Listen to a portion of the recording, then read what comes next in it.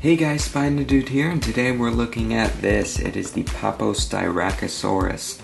Now, if you've been staying tuned to the channel, recently we had an unbagging video in which we got two new Papo figures.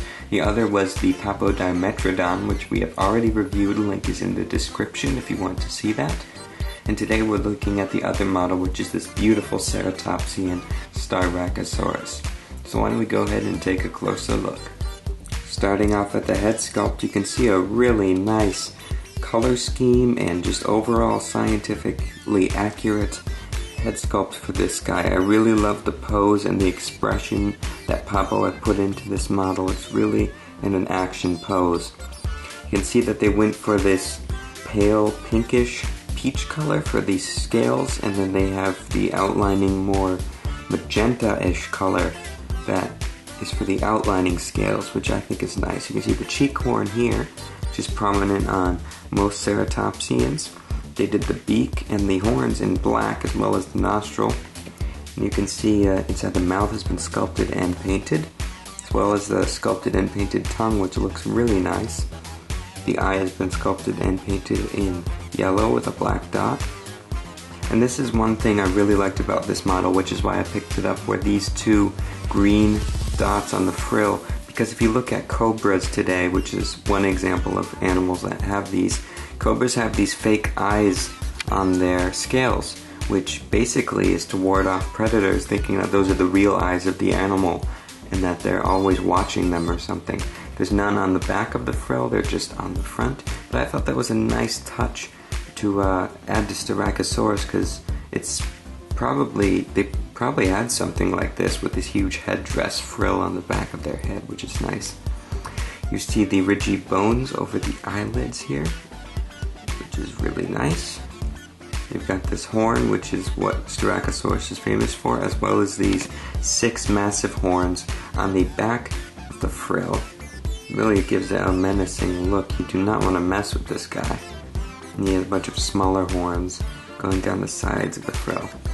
And on the other side, not really much of a change in expression like we've seen in some other Papo models, but this one seems to be looking ahead a little bit more than this side, which is very nice.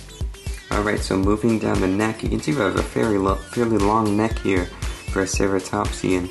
This is actually what they were like in the fossils, if I'm correct. And I love the way the skin is sagging down under the skull here.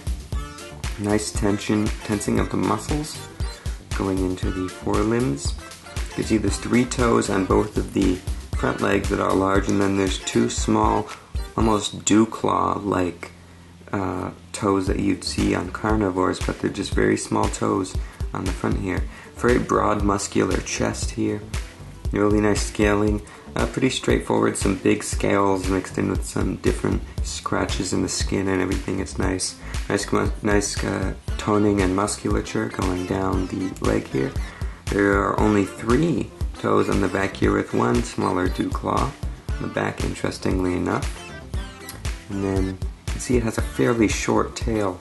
Reminds you kind of a buffalo, the way it's built. Although Styracosaurus is not related to buffaloes, it's a reptile. It has a fairly short tail with these really nice ridges going down, and these actually go all the way down the back. I really like these broad scales and this different pinkish color they've used to outline the back. It's like a stripe going down the back. I think that's a really nice touch. Flipping over to the other side, you can see the tail curved over, which is really nice. You can see the other leg, which is tensing the muscles in the middle joint here, the shin area, because it's putting more pressure on its foot there. And this is the leg that I really like because of the way the skin is stretched out, especially going all the way down to the back leg. And then you can see the muscles really tensing there. I think that's a really nice touch. And then the other side of the neck, you can see there. We're back up to the head sculpt on this guy. Alright, so just how big is this guy? Let's get out our trusty ruler. We're looking at about 6.5 inches long, and in terms of the height, which is tallest at the tip of the horn here, we're looking at 3 3/4 inches. Alright guys, that was today's look at the Papo Styracosaurus. I think that this is a fantastic model packed with detail, and I love the pose, sort of rearing up and roaring at its opponent. Could really make some cool dioramas with this pose that Papo has chosen for the sculpt here. Alright guys, well thank you so much for watching. Leave a like down below and subscribe, and also leave a comment on your opinion on this piece and what other models you'd like to see me review in the future. Alright guys, as always, I'll see you next time. Bye bye.